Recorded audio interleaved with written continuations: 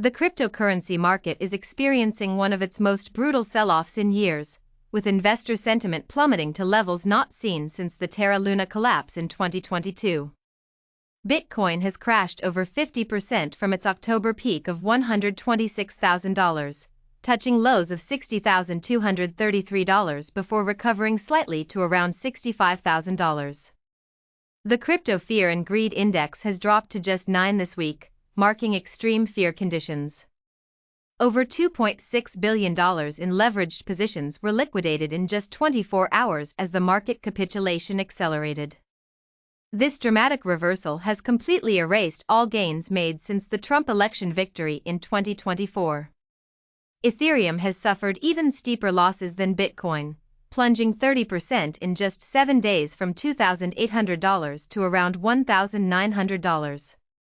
The crash pushed ETH below the psychologically important $2,000 level for the first time since May 2025, reaching 9-month lows of $1,740.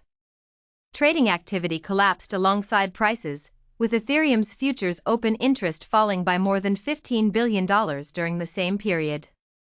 Technical analysts are now eyeing the $1,000 to $1,400 range as potential support levels if the selling continues.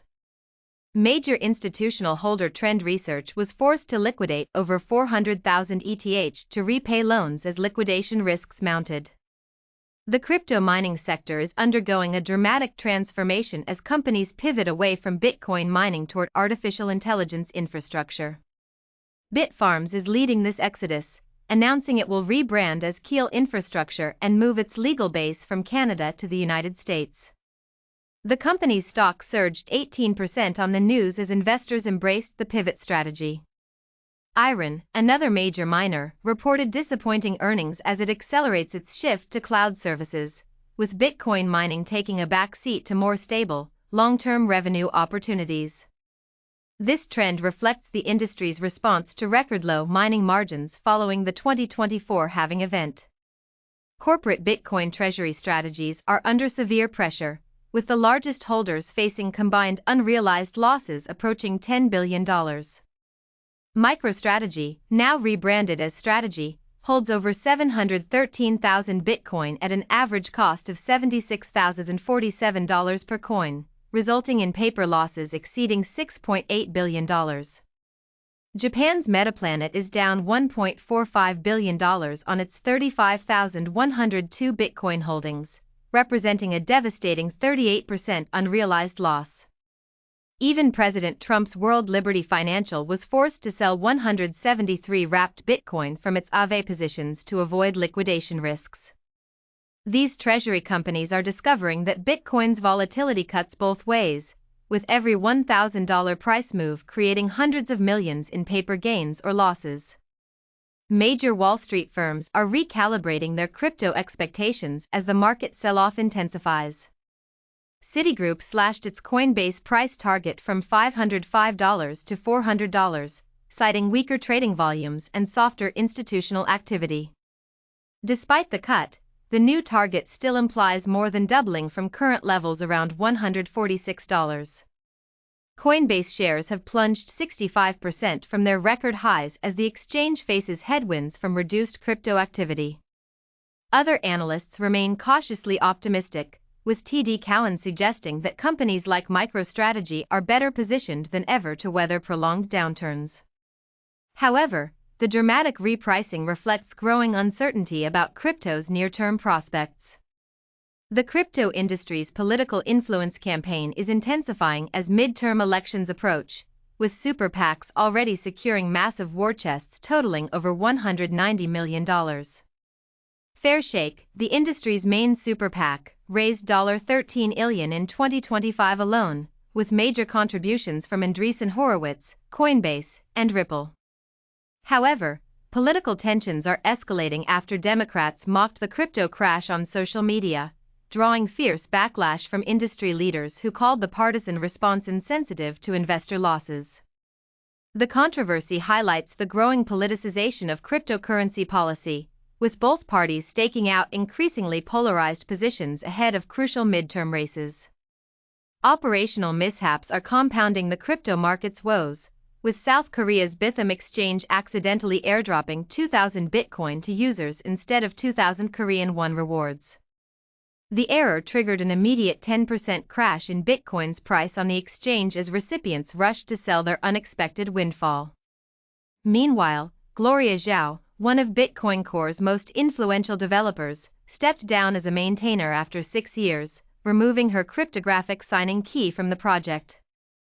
These incidents highlight the fragility of crypto infrastructure during periods of extreme stress, when even small technical errors can have outsized market impacts.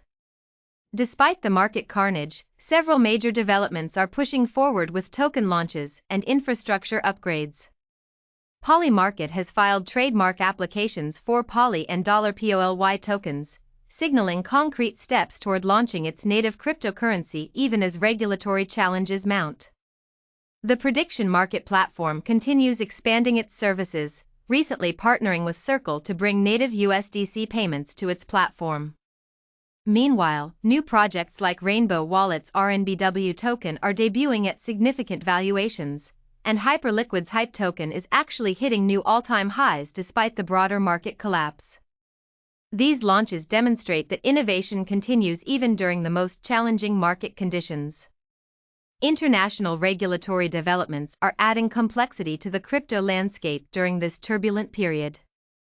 Russia's largest bank, Sberbank, is reportedly preparing to offer crypto-backed corporate loans after completing successful pilot programs, with crypto asset issuance on its platform already reaching $5.3 billion.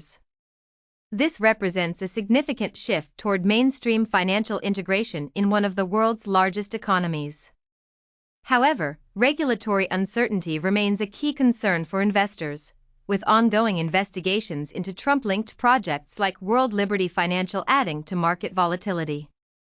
Privacy coin usage in money laundering schemes continues to draw scrutiny from authorities worldwide, highlighting the ongoing tension between innovation and compliance. As the dust settles from this week's dramatic sell-off, market participants are divided on whether the worst is over or more pain lies ahead. JP Morgan analysts suggest Bitcoin could now be a stronger play than gold following the sell-off, indicating potential institutional interest at lower levels. However, technical analysts warn that Ethereum could still decline toward the $1,000 to $1,400 range based on bearish indicators. The key question remains whether the $3 billion in new stablecoin minting by Tether and Circle represents fresh buying power or merely liquidity for further exits. With leverage clearing from the system and extreme fear conditions prevailing, contrarian investors may see opportunity, but the broader market structure suggests caution remains warranted as 2026 progresses.